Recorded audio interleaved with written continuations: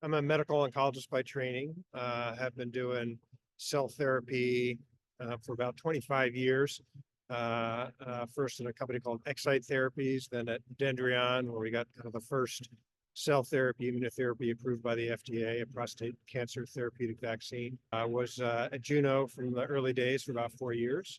And then for the last 2.5 years, I've been CEO of Indapta Therapeutics. And we are a company that is developing on-demand, off-the-shelf, allogeneic natural killer cell product. And so it's a particular type of immune cell that I think is showing some really promising signs of activity that we're looking to bring to the clinic and help patients with both advanced cancer and autoimmune disease.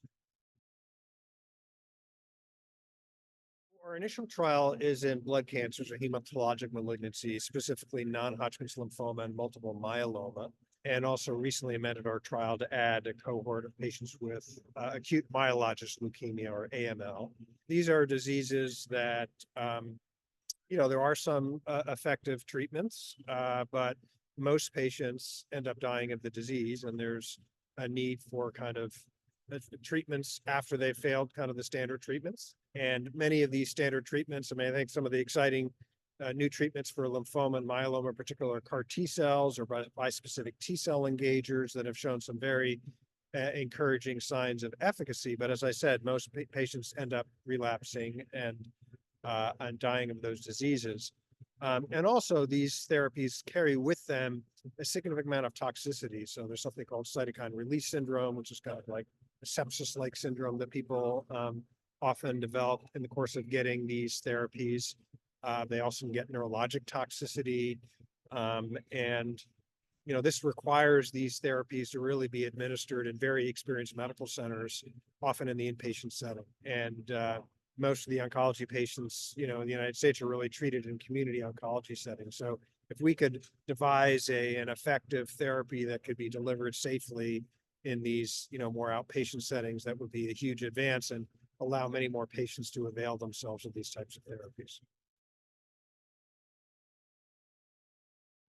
Natural killer cells, I think, have shown particular promise because you can take a product made from a healthy donor and administer it to a patient without getting those toxicities that I mentioned that you see with autologous CAR T or T cell engager therapies.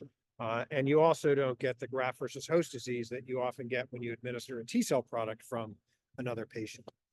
So they have a very encouraging safety profile. And we've identified a subset of these natural killer cells that are particularly potent. And they happen to arise in people who have been exposed to a very common virus that most of us have been exposed to called cytomegalovirus or CMV. And this leads to a bunch of epigenetic changes. So where a bunch of genes are either up or down modulated as a result of this exposure to this virus. And these changes are long lasting, if not permanent. And we could go deeper into the biology, but the bottom line is it just makes them very potent. So they secrete more cytokines, more cytolytic enzymes that can kill cells. They upregulate a protein that makes them persist longer.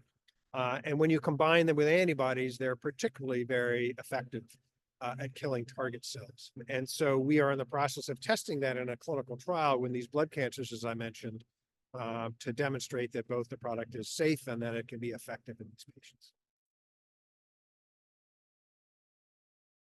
The trial is, a first-in-human trial, and so by agreement with the FDA, negotiation with the FDA, it has a safety run-in period where first we do a single dose, then we do 3 doses, then we add 3 doses plus interleukin-2, which helps the cells persist in the patient. And then when we're through that safety regimen, we'll then add antibodies. So for lymphoma patients, the FDA-approved antibody rituximab, and for myeloma, the FDA-approved antibody daratumumab. So we're currently in the safety run-in. We've treated 5 patients to date. And actually, for the first time, I'll show some of those data at this meeting, the Frontiers in Cancer Immunotherapy tomorrow. But we're very encouraged that the first 3 patients who we treated with 3 doses plus the interleukin-2 have all had disease response, some of them quite dramatic. So it's very early. We don't, know how frequently that will be or how durable these responses are. But based on our preclinical models, we really thought we would need the addition of the antibody to kind of get the maximal efficacy. And so we're very encouraged that we're seeing this early evidence of efficacy and encourages us that this could really translate into meaningful clinical benefit for patients.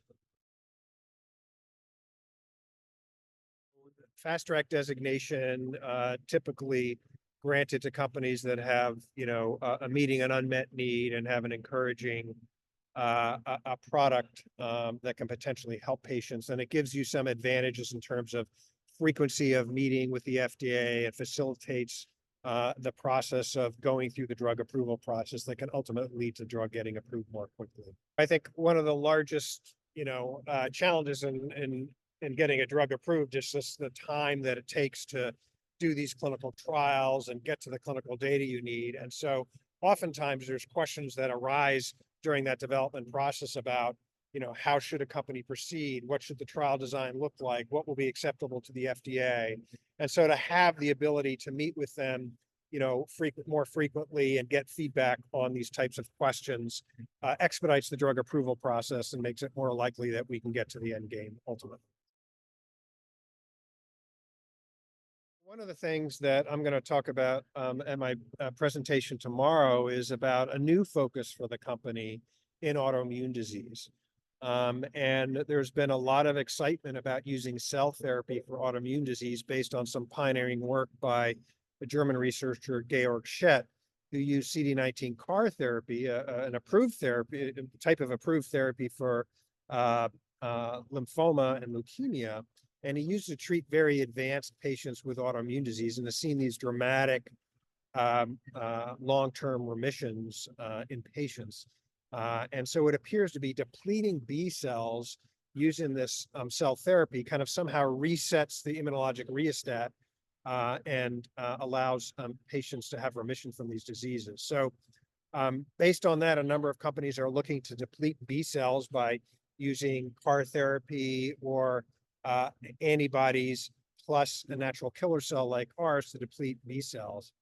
But we think that we've got some additional reasons that our cells might be particularly effective. And there's some recently published data that suggests that our type of natural killer cells can actually, when they occur just naturally, endogenously, prevent people who are at high risk for developing multiple sclerosis from developing the disease.